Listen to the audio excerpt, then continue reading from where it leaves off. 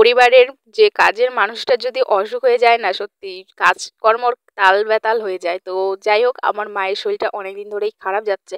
তো মায়ের শরীরটা প্রচণ্ড দুর্বল, মানে শুয়ে শুয়ে থাকছে। তো এদিকে দেখো, তার জন্য আমি সকাল থেকে কাজকর্ম করে এদিকে রান্নাটা বসিয়ে দিয়েছি। আর মায়ের যদি শরীরটা ভালো থাকতো তাহলে আমাদেরকে এগুলো কাজ কিছুই করতে হতো না, মা একদম সমস্ত একাই সামলে নিত।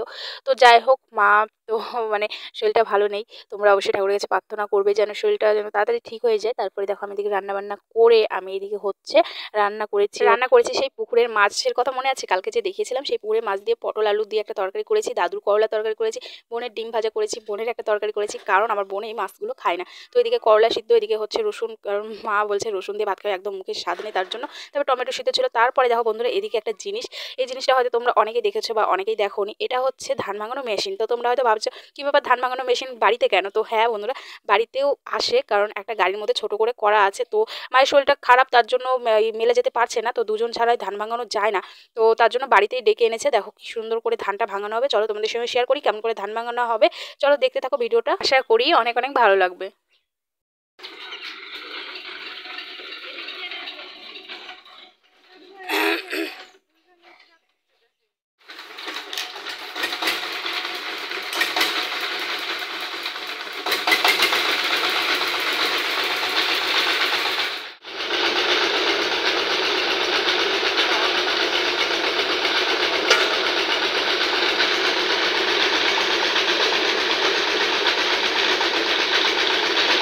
মেশিনটা একজনে স্টার্ট দেওয়া যায় না, দুজন মিলে স্টার্ট দিয়ে দিল। তারপরে দেখো বাবা এখানে ধানটা এই উপর দিয়ে ঢেলে দিচ্ছে। আর যারা তোমরা আমার বাবা মাকে দেখোনি, আজকে দেখে নাও। এই যে ধান ঢেলে দিচ্ছে, এটা হচ্ছে আমার বাবা। তো দেখো, আমাদের মাঠে যেহেতু কাজ করি, তার জন্য ধান টান আমাদের বাড়িতে মানে মেলেই ভাঙানো হয়। তো মায়ের শরীরটা ভালো না, তার জন্য আজকে বাড়িতেই আনা হয়েছে ডেকে।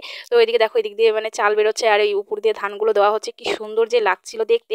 তাই এটা তোমাদের সঙ্গে শেয়ার না করে পারলাম না, তাই শেয়ার করে ফেললাম।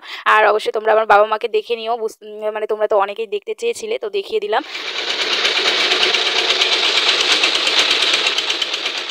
তারপরে বন্ধুরা, বিকালবেলা হঠাৎই মেঘটা এতটাই খারাপ হয়ে গেল, সারাদিনের ব্লগটা আর করতেই পারলাম না, বৃষ্টি শুরু হয়ে গেল।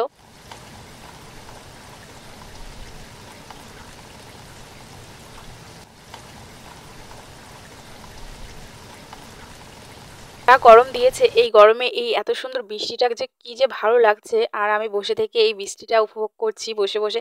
তাই তোমরাও একটু করে নাও। তোমাদের ওখানে কোথায় কোথায় বৃষ্টি হয়েছে অবশ্যই কমেন্ট করে জানাবে। তো চলো বন্ধুরা, আজকের ভিডিওটা এটুকুই। নেক্সট ভিডিওতে দেখা হচ্ছে। সবাই ভালো থেকো, সুস্থ থেকো।